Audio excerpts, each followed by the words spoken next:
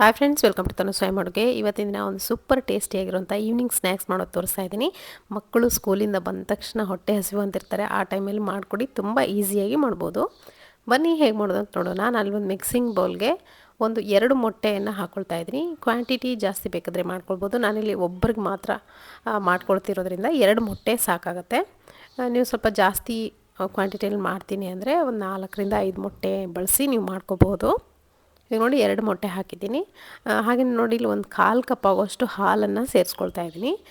ನೀವು ನಾರ್ಮಲಾಗಿ ಟೀ ಕಾಫಿಗೆಲ್ಲ ಬಳಸ್ತಿರಲ್ಲ ಹಾಲು, ಅದು ಒಂದು 1/4 ಕಪ್ ಆಗೋಷ್ಟು ಹಾಕ್ಕೊಂಡು ಚೆನ್ನಾಗಿ ವಿಸ್ಕರ್ ಇದ್ದರೆ ವಿಸ್ಕರಿಂದ ವಿಸ್ಕ್ ಮಾಡ್ಕೊಳ್ಳಿ.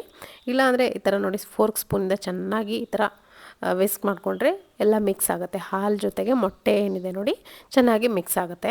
ನೋಡ್ತಿರ್ಬೋದು ಈ ಥರ ಗಂಟುಗಳಿಲ್ಲದೆ ಇರೋ ಥರ ಯಾವುದೇ ಎಲ್ಲೋ ಭಾಗ ಇರುತ್ತೆ ನೋಡಿ, ಅದು ಯಾವುದು ಕಾಣಿಸ್ದೇ ಇರೋ ಥರ ಚೆನ್ನಾಗಿ ವಿಸ್ಕ್ ಮಾಡ್ಕೊಳ್ಳಿ. ಇವಾಗ ಇದಕ್ಕೆ ಒಂದು ಹಸಿಮೆಣಸಿನ್ಕಾಯಿ ಹಾಗೆ ಒಂದು ಅರ್ಧದಷ್ಟು ಈರುಳ್ಳಿನ ಸಣ್ಣದಾಗಿ ಕಟ್ ಮಾಡ್ಕೊಂಡು ಹಾಕ್ಕೊಂಡಿದ್ದೀನಿ.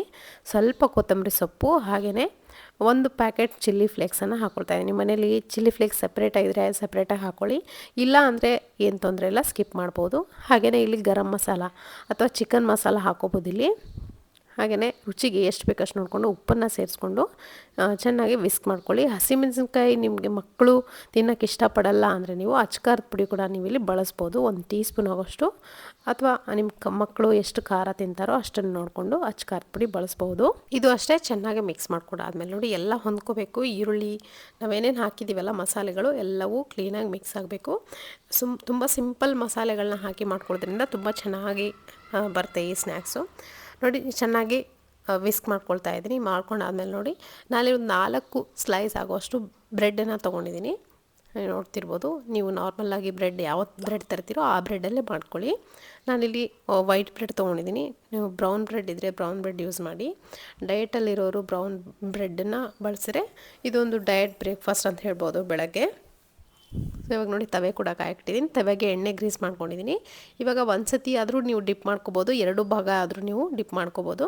2 ಭಾಗ ಡಿಪ್ ಮಾಡಿದ್ರೆ ಕೈಗೆಲ್ಲ ಅಂಟತ್ತೆ. ಹಾಗಾಗಿ ಒಂದು ಸೈಡ್ ಮಾತ್ರ ಡಿಪ್ ಮಾಡಿಕೊಂಡು ತವೆ ಕೆಳಗಡೆ ಬರೋ ಥರ ಹಾಕಿದ್ದೀನಿ. ಮೇಲ್ಗಡೆ ಏನಿದೆ ನೋಡಿ ಈರುಳ್ಳಿ ಎಲ್ಲ ಚೆನ್ನಾಗಿ ಹಿಡ್ಕೋಬೇಕಲ್ವ, ಹಾಗಾಗಿ ಮೇಲಿಂದ ಸ್ಪೂನಿಂದ ಹಾಕ್ಕೊಳ್ತಾ ಇದ್ದೀನಿ ನಾನು. ಈ ಥರ ಮಾಡೋದ್ರಿಂದ ಈರುಳ್ಳಿ ಎಲ್ಲ ಕಟ್ ಮಾಡಿ ಹಾಕಿರ್ತೀವಲ್ಲ ಚೆನ್ನಾಗಿ ಹಿಡ್ಕೊಳ್ಳುತ್ತೆ. ಬ್ರೆಡ್ ಮೇಲ್ಗಡೆ ಈರುಳ್ಳಿ ಚೆನ್ನಾಗಿ ಕೂತ್ಕೊಳ್ಳುತ್ತೆ, ಹಿಡ್ಕೊಳ್ಳುತ್ತೆ, ಅಂಟುಕೊಳ್ಳುತ್ತೆ. ಹಾಗಾಗಿ ಮೇಲ್ಗಡೆ ಎಷ್ಟು ನಿಮಗೆ ಬೇಕೋ ಅಷ್ಟು ಹಾಕ್ಕೊಂಡು ನೋಡಿ ಕೋಟಿಂಗ್ ಮಾಡ್ಕೋಬೇಕು. ಸೊ ಈ ಥರ ಮಾಡೋದ್ರಿಂದ ಸುಮಾರು ಬ್ರೆಡ್ಗಳನ್ನ ನೀವು ಒಂದೇ ಸತಿ ಫ್ರೈ ಮಾಡ್ಬೋದು. 2 ಮೊಟ್ಟೆಯಿಂದ ಒಂದು 4ರಿಂದ 6 ಬ್ರೆಡ್ ಪೀಸ್ಗಳನ್ನು ನೀವು ಇಲ್ಲಿ ಫ್ರೈ ಮಾಡ್ಬೋದು. ತುಂಬ ಚೆನ್ನಾಗಿ ಇರುತ್ತೆ. ಎಷ್ಟು ಬೇಕೋ ಅಷ್ಟು ಮಾತ್ರ ಡಿಪ್ ಆಗಿರುತ್ತೆ. ಸಾಕಷ್ಟು ಬ್ರೇಕ್ಫಾಸ್ಟನ್ನು ನೀವು ಮಾಡ್ಕೋಬೋದು ಇದರಿಂದ. ನೋಡಿ 2 ಕಡೆ ಚೆನ್ನಾಗಿ ಫ್ರೈ ಆದಮೇಲೆ, ಈರುಳ್ಳಿ ಚೆನ್ನಾಗಿ ಫ್ರೈ ಆದಮೇಲೆ ನಾನಿಲ್ಲಿ ಇದನ್ನು ತೆಗಿತಾ ಇದ್ದೀನಿ.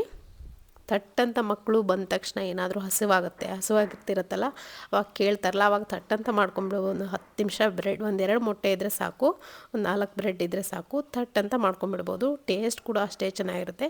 ಟೊಮೆಟೊ ಕೆಚಪ್ ಅಥವಾ ಗ್ರೀನ್ ಚಟ್ನಿ ಜೊತೆಗೆ ಇದನ್ನು ಸರ್ವ್ ಮಾಡ್ಬೋದು, ಅಥವಾ ಟೀ ಕಾಫಿ ಜೊತೆಗಂತೂ ತುಂಬ ಚೆನ್ನಾಗಿರುತ್ತೆ. ಸೊ ನೋಡಿದ್ರಲ್ಲ ಟೇಸ್ಟಿಯಾಗಿರೋಂಥ ಬ್ರೆಡ್ ಆಮ್ಲೆಟ್ ಹೇಗೆ ಮಾಡೋದು ಅಂತ. ಖಂಡಿತ ನೀವು ಕೂಡ ಮನೇಲಿ ಮಾಡ್ಕೊಳ್ಳಿ, ಎಂಜಾಯ್ ಮಾಡಿ. ಮತ್ತೆ ಸಿಗ್ತೀನಿ ಮತ್ತೊಂದು ರೆಸಿಪಿಯೊಂದಿಗೆ. Thank you.